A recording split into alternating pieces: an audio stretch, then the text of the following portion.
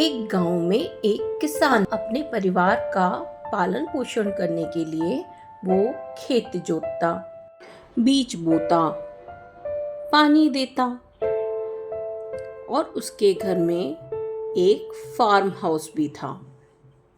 वहाँ कई प्रकार के घरेलू जानवर थे, लेकिन इन सब में वह सबसे ज़्यादा गाय को पसंद करता था। गाय उसे बहुत सारा दूध देती थी, जिसको वो बेचकर खूब सारे पैसे कमाता था। एक दिन वह सुबह अपने खेत में जब बीज डाल रहा था, तभी उसका बेटा भागते भागते आया।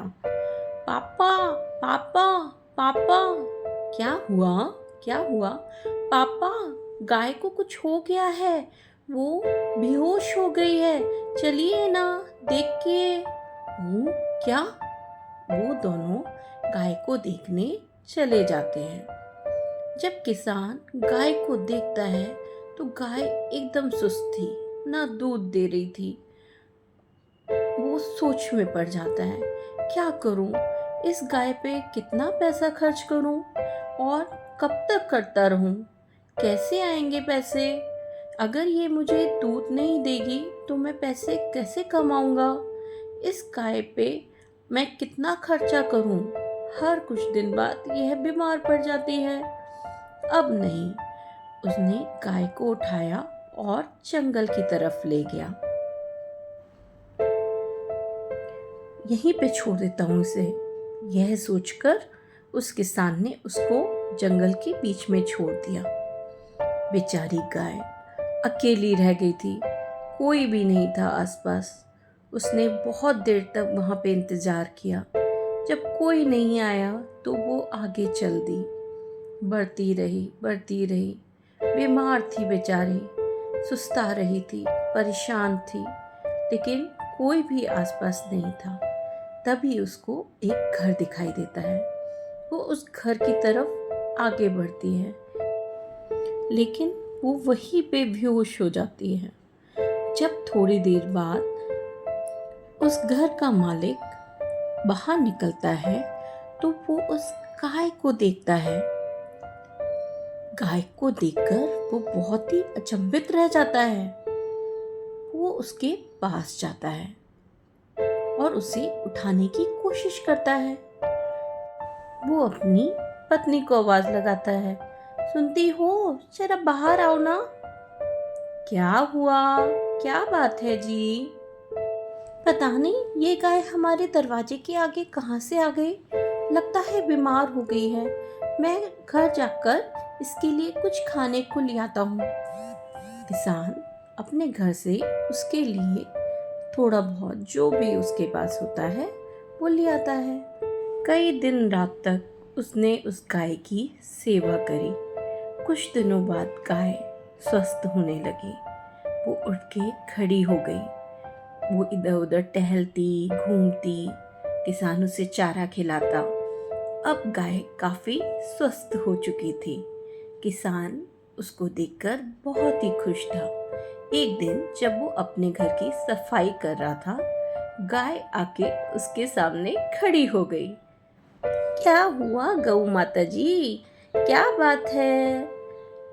किसान को महसूस हो जाता है कि ये गाय अपना दूध देना चाहती है। वो घर से एक बर्तन लाता है और उसमें गाय का दूध निकाल देता है। वह दूध का डिब्बा उठाता है और घर की ओर चला जाता है। देखो भाग्यवान, हमारी गाय ने कितना सारा दूध दिया है। इस दूध को हम पास के गांव में बेच भी सकते हैं। हाँ, आप सही कहते हैं। आप ये दूध ले जाइए और गांव में बेच दीजिए। घर में थोड़े पैसे आ जाएंगे। किसान उस दूध को लेकर गांव जाता है। गांव वालों को दूध बहुत पसंद आता है। घर पहुंचकर वो और उसकी पत्नी भगवान जी का शुक्रिया अदा करते हैं। इस तरह से वह रोज गांव में जाता, गाय का दूध बेचता और सब लोग लाइन लगा के उसका दूध लेते। सबको वो दूध बहुत पसंद आता। एक दिन ये बात गाय के पुराने मालिक सोनू को पता चल गई। मैं उससे अपनी गाय वापस लेके आऊँगा। उसको मेरी गाय पे कोई हक नहीं है। ये मेरी गाय है, उसके दूध पे मेरा हक है। ये कहकर वो वहाँ से निकल गया और रामू के घर पहुँचा। सुनो रामू, तुम्हारे पास जो गाय है वो मेरी है, ना कि तुम्हारी। मेरी गाय मुझे वापस करो, अभी के अभी। भाई, कैसी है तुम्हारी गाय? तुमने तो उसको मरने के लिए छोड़ दिया था। अब वो मेरी है, मैंने उसकी देख रेख करी और अब वो मुझे दूध देती है, तो हुई ना मेरी। मैं तुम्हें प्रधान के पास लेके जाऊंगा और मैं अपनी गाय वापस ले लूंगा तुमसे। वो दोनों प्रधान के पास पहुंचते हैं अपनी गाय को लेकर। प्रधान जी, रामू ने मेरी गाय रख ली है। कैसे कैसे रख ली है? बताओ तो सही, सब कहानी मुझे विस्तार में बताओ। तो उन्हें विस्तार में सारी कहानी बताता है। तब प्रधान जी दोनों को उस गाय के दोनों तरफ खड़े होने के लिए बोल देते हैं। तुम दोनों गाय के दोनों तरफ खड़े हो जाओ। वो दोनों गाय के पास खड़े हो जाते हैं और ये क्या, कुछ देर में गाय रामू के बगल में आ जाती है। प्रधान जी सोमू को कहते हैं, देखा तुमने गाय का चरित्र। रामू ने गाय की सेवा करी, उसको खाना दिया, उसकी बीमारी में उसकी देखरेख करी और अब गाय रामू के संग ही रहना चाहती है। तो ये गाय तुम्हारी नहीं, रामू की हो गई।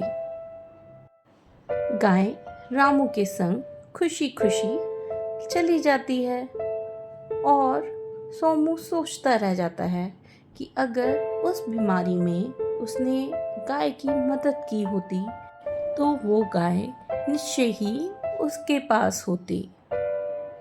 इस कहानी से हमें शिक्षा मिलती है, हमें बुरे समय में हमेशा दूसरों की मदद करनी चाहिए।